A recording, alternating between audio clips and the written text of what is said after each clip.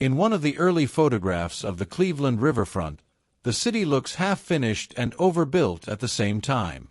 Timber docks, low warehouses, smoke hanging above the flats. And behind that ordinary industrial haze, a machinery of transport already far larger than the town itself seems to require.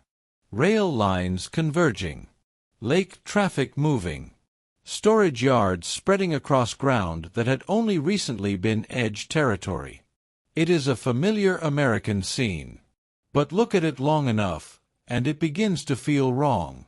Too much throughput, too much coordination, too much capacity waiting for someone to claim it.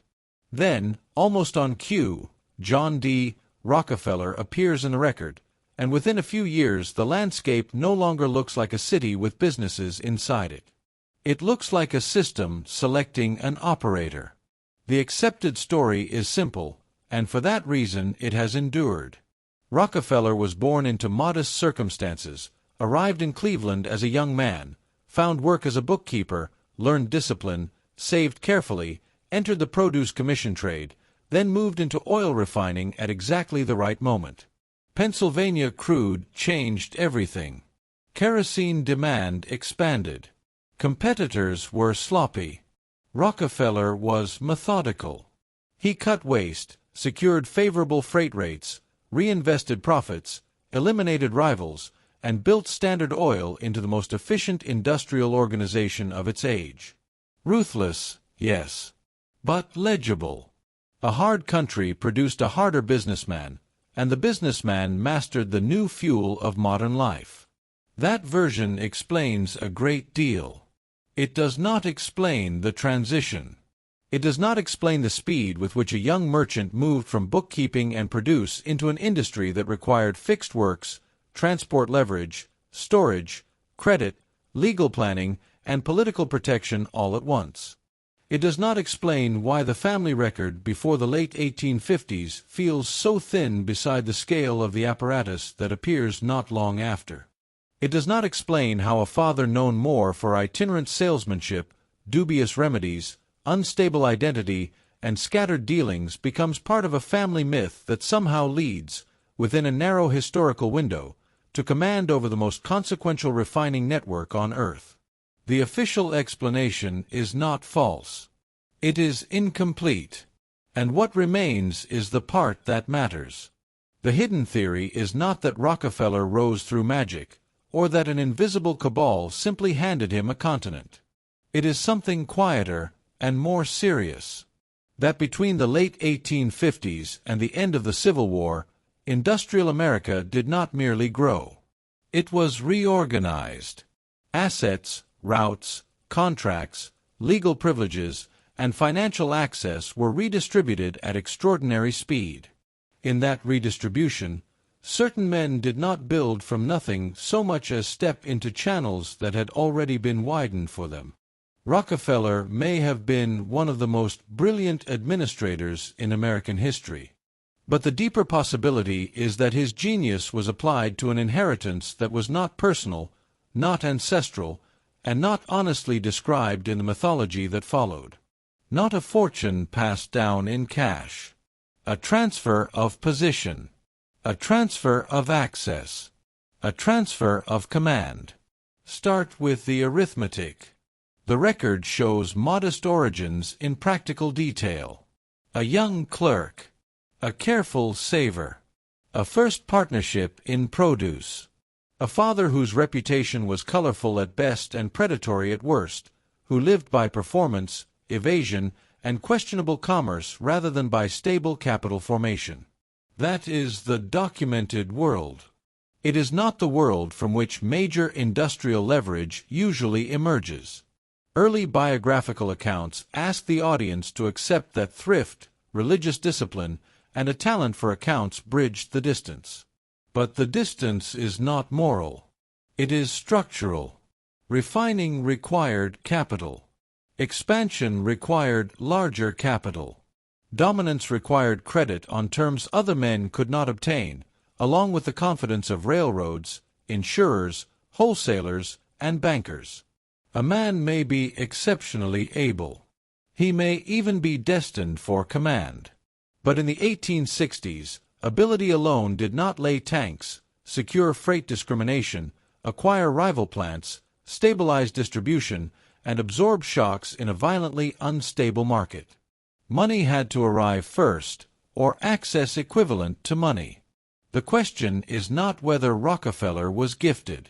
The question is what system recognized that gift early enough to finance it at industrial scale. Then look at the timing. Rockefeller's first serious rise coincides almost exactly with the most disruptive economic convulsion in 19th-century America. The Civil War did not only consume armies. It rearranged supply chains, credit markets, procurement systems, transportation priorities, and federal power. Fortunes were made not just in battle industries, but in the spaces around them. Hauling, provisioning, storage, speculation, brokerage, conversion, paper instruments, regional forwarding, and the ability to turn military urgency into private accumulation. Cleveland was not a decorative waypoint in this story. It sat inside an expanding web of lake transport, inland trade, and wartime provisioning. In such a place, a commission merchant could prosper. That is true. But wartime prosperity has gradients. Some men made more than efficiency can explain, because war compresses normal scrutiny. Goods move faster than paperwork. Contracts outrun audits. Relationships matter more than price discovery. A modest firm in the right node can become something else entirely if it is plugged into flows the public record only partly preserves. There is a reason this period attracts suspicion.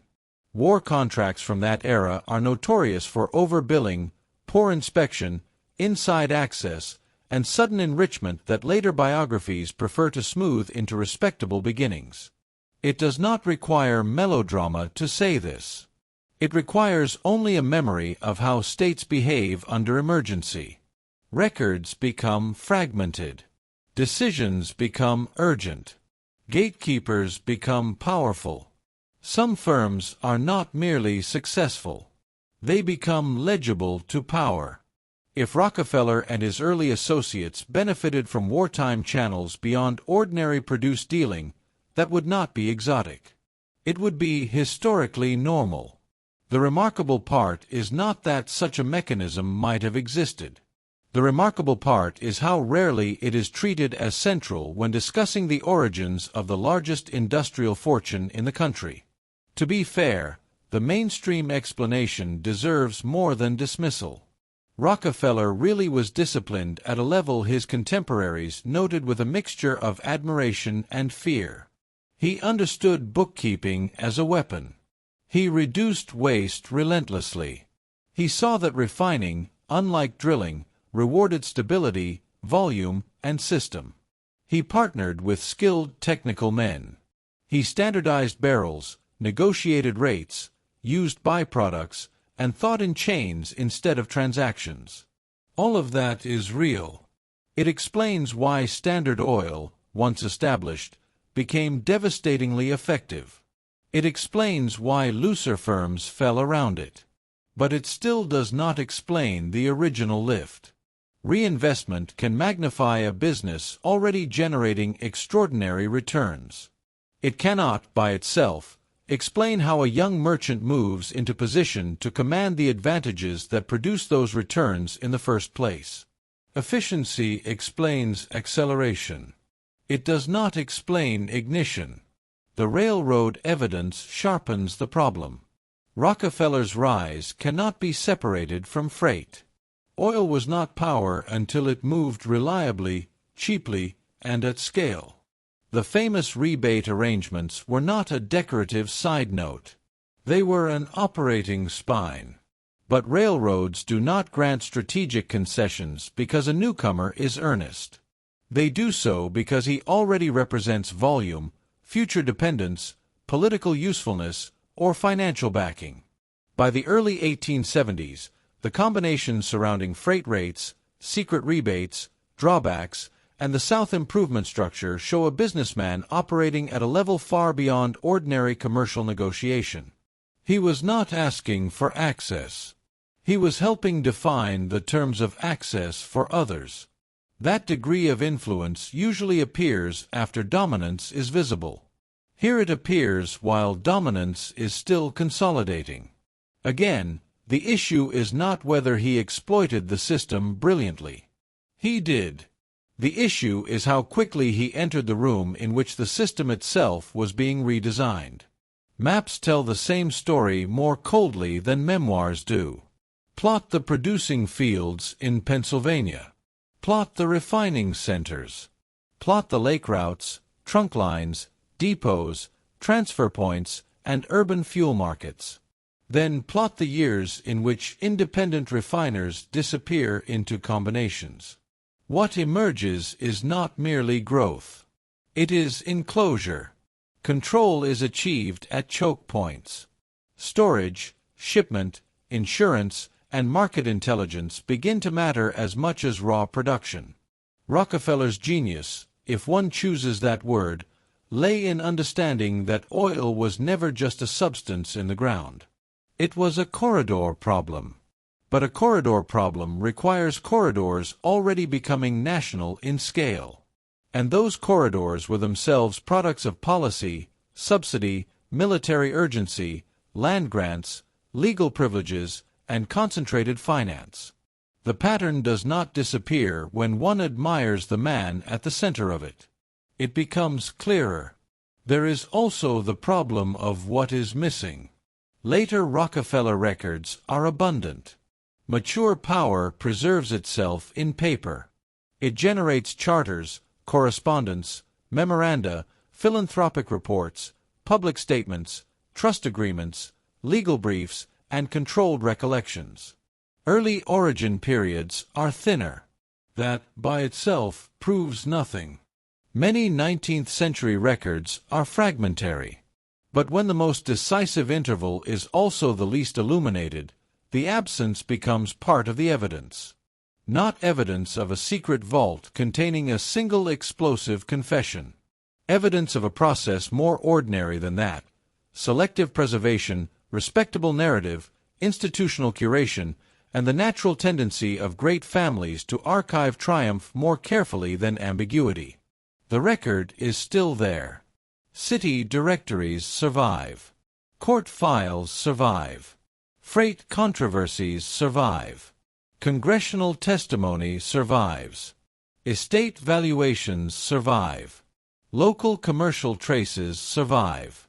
What is striking is not that the material vanished. It is that the central question assembled from that material has rarely been treated as the organizing question. Consider the father again, because the official biography always moves past him quickly. William Avery Rockefeller is useful in the standard story as an emblem of instability against which the son's discipline shines. He is the theatrical opposite of John, wandering, slippery, performative, unreliable. But that contrast can also conceal something. Men of that type often inhabit margins where cash, rumor, informal credit, side dealings, and concealed identities intersect. They know how to operate between categories. They appear unserious, and sometimes they are. But they also move through networks respectable history tends to flatten into anecdote. If the paternal legacy was not wealth in any ordinary sense, it may still have been contact with forms of opportunism, concealment, and transactional improvisation that do not enter cleanly into family myth. That does not make the father the source of industrial capital. It does complicate the sanitized line between disreputable prehistory and respectable empire. In many fortunes, the border between the two is thinner than later generations admit. Now widen the frame. Rockefeller is not the only case where biography seems smaller than outcome. Across the same post-war window, American power concentrates in steel, rail, banking, and extraction with startling speed. Carnegie, Morgan, Vanderbilt, Gould, and others are usually presented as separate dramas driven by personal genius and sector-specific opportunity. But when laid beside one another, their trajectories begin to resemble coordinated occupancy of a reorganized national machine. One consolidates transport, another money, another fuel, another steel. Their rivalries were real, but so was their complementarity. The nation after the war does not merely produce rich men. It produces interlocking command over the arteries of industrial life. It is here that the Rockefeller problem stops being biographical and becomes civilizational. The question is not how one man got rich. The question is how a country shifted, in less than a generation, from scattered enterprise to concentrated control with such astonishing administrative coherence. And once that wider pattern is visible, the physical world begins to look different. The late 19th century is full of infrastructures that appear suddenly inevitable in retrospect, as if they simply emerged because progress demanded them. Rail corridors spanning difficult grades. Port facilities scaled for future throughput. Storage complexes, refineries, telegraph integration, urban terminals, legal mechanisms for cross-state coordination, and distribution geographies so extensive they seem almost to have anticipated the industries they would later empower.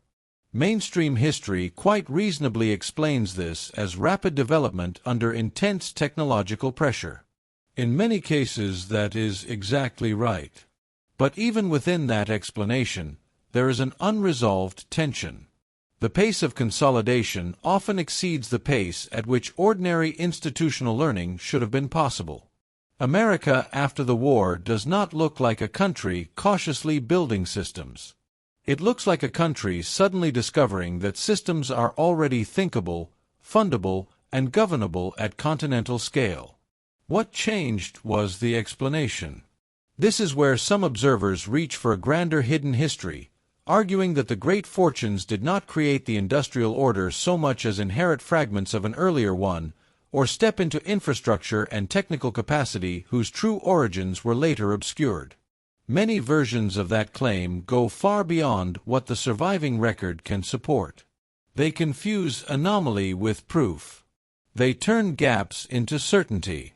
That is a mistake. But the underlying instinct should not be dismissed too easily. It begins from a sound observation. The standard story often underestimates how much industrial power depends on prearranged frameworks invisible to heroic biography. The more extravagant theories are not persuasive because they are dramatic. They are persuasive to some people because the official narrative leaves too many structural questions untouched. When ordinary history refuses to examine the machinery beneath the legend, extraordinary interpretations rush in to fill the space. A more sober explanation may be enough. Not conspiracy in the theatrical sense. Not a sealed chamber of men dividing the century in advance. Something more durable and more difficult to challenge. Classification. Bureaucratic blindness. Incentives. Philanthropy. Economics. The habits of scholarship. Once a fortune becomes institutional, it begins to finance the language used to describe its own beginnings. Universities, libraries, museums, research programs, public memory projects, charitable foundations, and approved biographies do not need to falsify the past in order to narrow it. They only need to normalize certain questions and neglect others. Ask how Standard Oil perfected scale, and you receive shelves of analysis. Ask where the early leverage came from, and the answer becomes vague, moral, almost devotional. Discipline, prudence, timing, vision. All admirable words. None of them a balance sheet. Legal history deepens the unease. Rockefeller did not simply accumulate refineries. He helped normalize forms of organization that made private command larger than older categories could easily regulate. The trust was not only a corporate device. It was a way of translating industrial sprawl into manageable sovereignty. Fragmented assets could be directed as one body while still occupying many jurisdictions. That legal innovation matters because it shows the same pattern seen elsewhere. The crucial advantage is not only owning physical things, but possessing the forms that turn many things into one system. Standard Oil became powerful partly because it mastered law as infrastructure. But legal mastery, like freight mastery and credit mastery, implies early access to counsel, influence, and strategic foresight unusual for a supposedly self-made ascent beginning from clerical wages and a modest family background.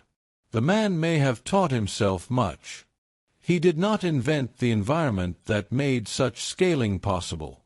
Even the moral language around Rockefeller is revealing.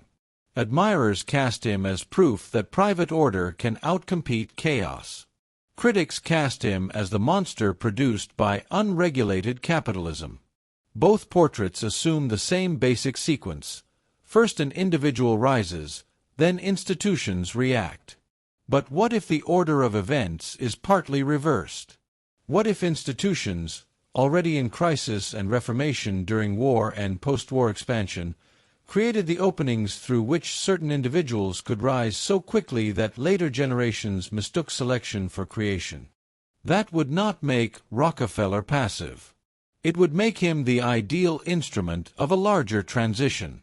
Calm, numerate, unemotional, intensely Protestant in self-presentation, apparently immune to sentiment, and willing to turn every inefficiency into leverage. Not the accidental beneficiary of industrial transformation, but its preferred temperament. There is another clue in the way contemporaries described him. Not merely as talented, but as inevitable. Men who fought Standard Oil often wrote as though they were facing not a competitor but an atmosphere. Prices shifted. Rail terms changed. Suppliers vanished. Information leaked. Markets closed. The thing they confronted was not just a company. It was a coordination mechanism. Such systems do not emerge overnight from personal thrift. They are assembled where finance, transport, law, information, and political toleration overlap. That overlap is the true birthsite of modern power, and it rarely appears in family legend because it has no sentimental shape. No one frames a certificate of rate discrimination over the mantle. No one builds a civic myth around invisible leverage. But invisible leverage is what changes the century. What remains, then, is not a solved mystery but a sharpened one. Before the Hinge period, the Rockefeller name does not appear in any way proportionate to the authority it later commands. After the Hinge period, industrial America begins to tilt. Oil is not simply refined, it is systematized. Competitors are not merely outperformed, they are structurally diminished.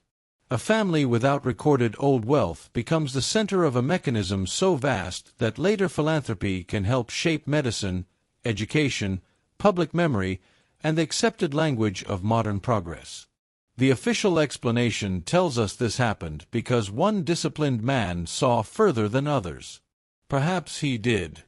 But the record suggests something else as well, that the ground had been prepared by war, by transport, by finance, by legal mutation, by selective preservation, and by a nation learning to hide its deepest reorganizations inside the biographies of great men. In the end, the most unsettling possibility is also the least theatrical. Not that the truth was buried in a single forbidden archive, but that it was dispersed across ordinary records no one was encouraged to assemble. Freight disputes here. City listings there. Wartime contract shadows. Family papers with suspiciously thin early coverage. Congressional testimony treated as scandal rather than origin. Corporate law taught as innovation rather than consolidation of prior access. The pattern does not disappear. It just becomes easier to ignore once the beneficiaries begin funding the institutions that define seriousness. And that is why the Rockefeller story still matters. Because it may not only be about oil, or money, or one dynasty. It may be about how industrial societies launder upheaval into narrative, how emergency becomes order, how access becomes merit in retrospect, how control over infrastructure is remembered as personal virtue. The buildings remain. The corridors remain. The legal forms remain. The wealth, multiplied beyond imagination, remains as proof that something immense was captured in that narrow historical window. The question is not whether John D. Rockefeller was extraordinary. He was. The question is what, exactly, he was allowed to stand on. The real question is not whether the theory sounds strange, but whether anyone with the tools to verify it has seriously looked.